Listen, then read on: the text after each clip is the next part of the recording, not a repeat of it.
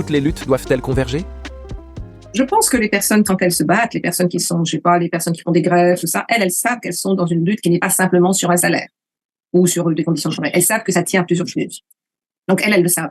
Elles n'ont pas besoin d'une convergence. La convergence, elle est déjà là dans la lutte même, dans le fait, par exemple, d'occuper un endroit, de maintenir une grève pendant des mois, avec l'organisation de solidarité, l'organisation du piquet de grève, tout ça. C'est dans ces pratiques-là, chaque jour, que se construit une conscience transversale, si je puis dire, de conscience que ah oui c'est vrai, on n'avait pas fait attention à ça. Et bon, et puis alors il y a des femmes qui réclament si, par exemple dans l'usine, et comment on va. Voilà. Donc ça, je pense que ce sont des expériences vécues beaucoup plus que des questions de théorie.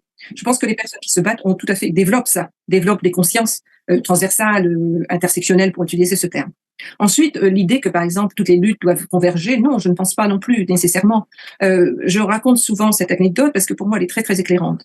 C'est pendant, je la répète donc encore une fois, c'est pendant la guerre du Vietnam, des communistes italiens vont au Vietnam du Nord et rencontrent Ho Chi Minh.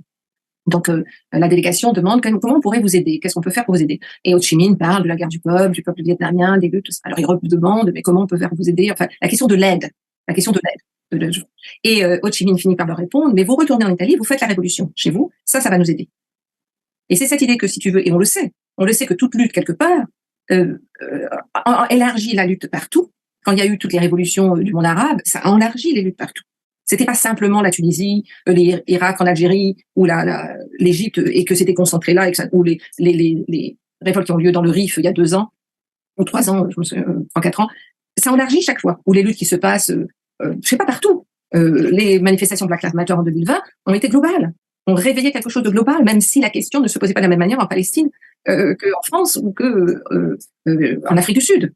Donc c'est les résonances aussi